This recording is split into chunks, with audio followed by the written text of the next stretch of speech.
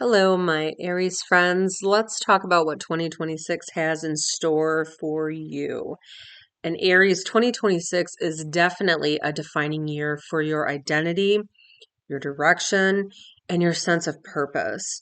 Two powerful long-term planetary cycles fully settle into your sign, marking the beginning of a completely new chapter, one that will shape the next decade easily of your life. Now, this year isn't about forcing outcomes. It's about learning how to listen, how to commit, and how to trust yourself in new ways that you've really never done before. So let's take a look at what 2026 means for you, my Aries friends.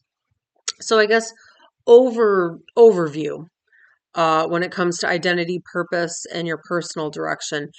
Neptune returns to Aries on January 26th, beginning a rare cycle that lasts until 2039. Now, this influence can feel kind of weird and confusing. I'll tell you what, maybe even a bit disorienting, right? Neptune softens edges, so you may feel more sensitive, more confused, but creative and spiritual or introspective more so than usual. And at times, life may feel vague, like you're walking through the fog and you're searching for something that you can't quite name. This has never happened to you before, okay? Neptune takes like 230 years to make a revolution around the sun, where we take 365 days. So to have it moving into your sign is a very strange feeling. This is a very mystical planet that deals with the unknown. So having these feelings of confusion, it's not a weakness. It's actually an invitation to connect with your soul rather than pushing through on willpower alone. Helping ground this energy, Saturn returns on Aries on Valentine's Day on February 14th, remaining there until April of 2028. Now, Saturn often offers structure, discipline, and clarity where Neptune dissolves certainty, right? Neptune brings in that confusion. So, oscillating between inspiration and fatigue is normal this year for you. Neptune reveals what you truly desire, and Saturn helps you come up with a plan to fully commit to it. Your ruling planet Mars activates that eastern side of your chart, making 2026 a strong self-focused year. Your most empowered personal goal window arrives between April 10th and May 19th. So faith, patience, and follow through are your greatest lessons and strengths at the same time this year. Yeah, so let's move on to money and financial sectors.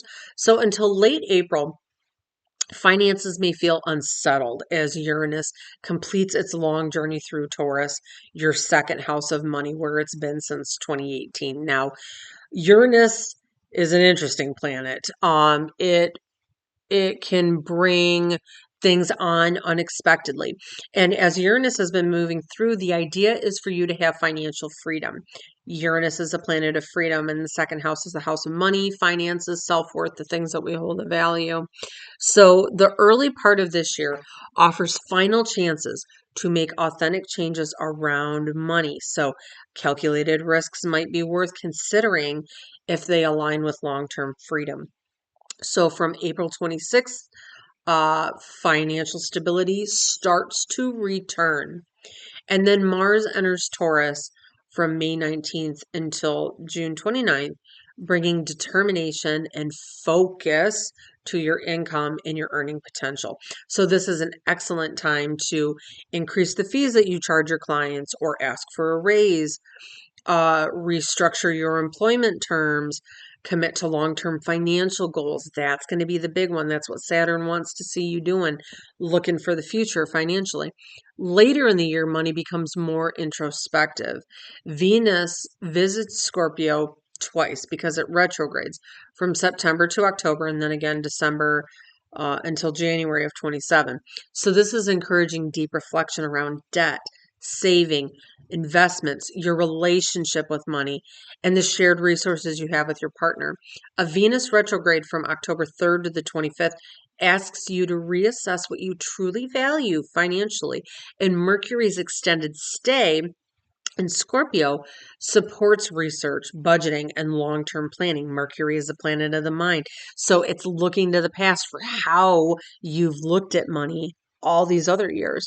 Now, early in 2026 is about authenticity with money. Late 2026 is about alignment and sustainability with money. But let's talk about home and family. So, from May 19th to August 10th, planetary activity in Cancer highlights home, family, and emotional foundations. We've got Jupiter wrapping up its tour that's been there for the past year as it goes through your fourth house. So you may have moved, you may have expanded your home, you may have grown your family. And here we are, kind of Jupiter is bringing truth and light to those emotional foundations as well.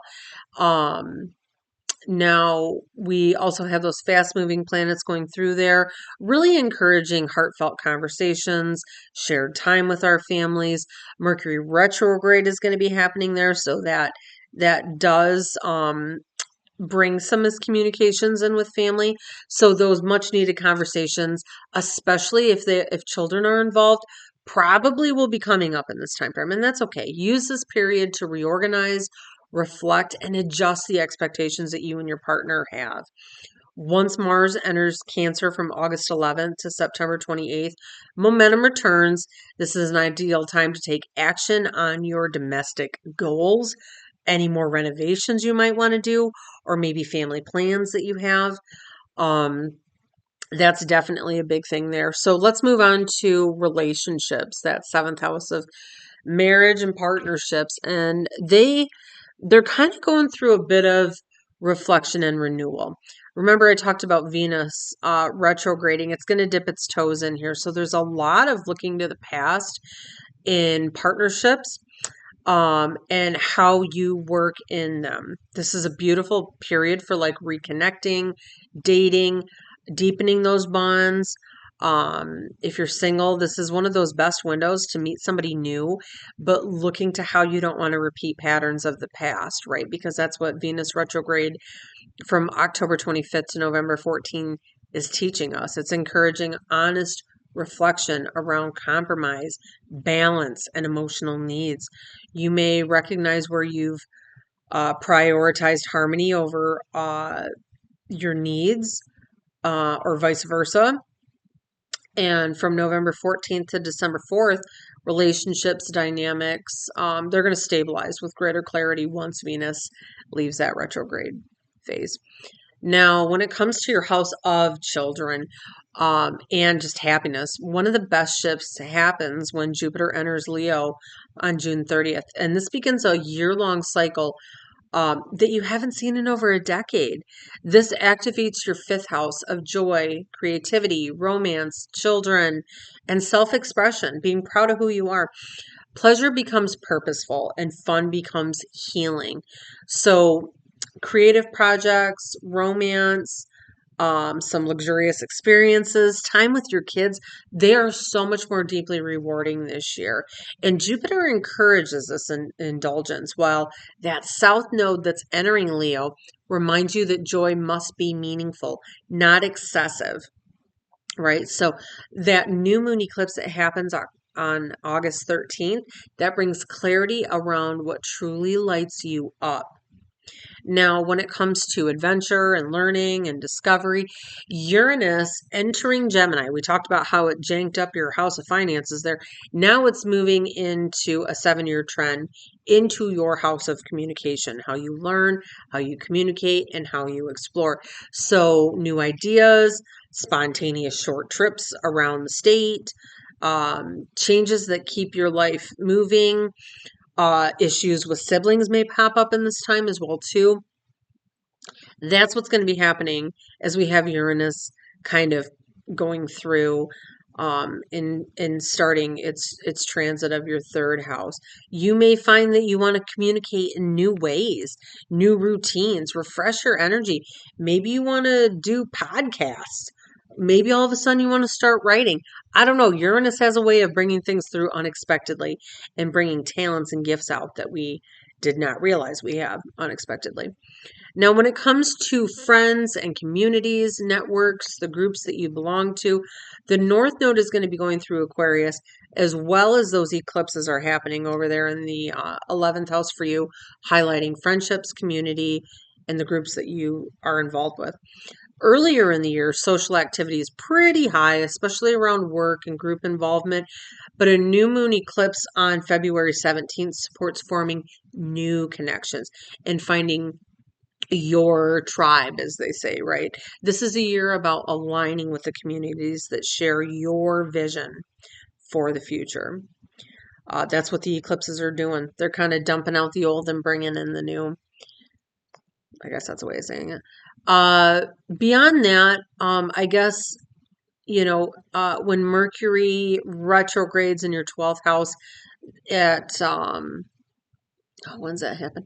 February 7th. And then it kind of stays there until April. Um, that's a long time to hang out in your 12th house. So that encourages rest, reflection, inner exploration. You might find that this is a good time for journaling or meditation.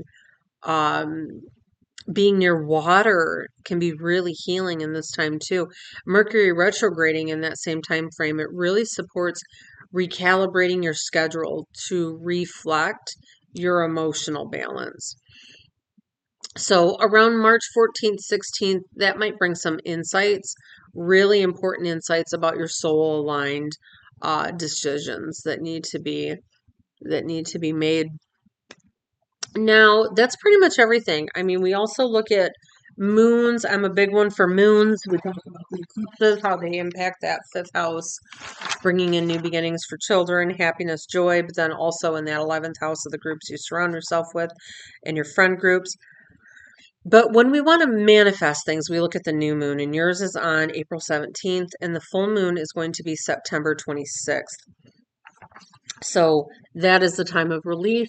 A lot of times we find that the seeds that we plant for manifesting in April come to light there at the end of September, moving into October. Yeah, that's about it. So now we're going to talk about specific birthdays. If your birthday doesn't fall in here, it doesn't mean that these things aren't going to happen. You might find that everything ends up happening. This is just kind of based on if your sun is in this degree of Aries. If you want to know how it impacts your actual chart, I have a link below. Get a hold of me and we'll do an astrology reading and go over what 26 really has in store personally for your chart. But in terms of birthdays, if your birthday falls between March 22nd and the 27th, Neptune brings surrender, spiritual awakening, and soul alignment for you. It's definitely infusing with your sun, so you might be finding you're a little bit more spiritual and introspective than you normally are. That's okay. You're learning how to listen to what your higher self and your intuition is telling you. March 22nd to April 5th, Saturn supports maturity and responsibility and boundaries. So it might be testing those in different areas of your life, really calling on for you to commit to certain things, or maybe start to set limits and boundaries with yourself and with others. If you have a birthday between March 22nd, March 22nd, you got a lot going on here, to April 19th, Jupiter is bringing some pretty awesome opportunities your way. Growth and joy, lucky breaks that you have been looking for. It's a really good energy when Jupiter works with you this way. So in general, Aries, 2026 isn't about charging ahead blindly. It's about learning when to pause, when to listen, and commit to what truly matters. You're stepping into a new version of yourself. You really, truly are one that's built on alignment and not force.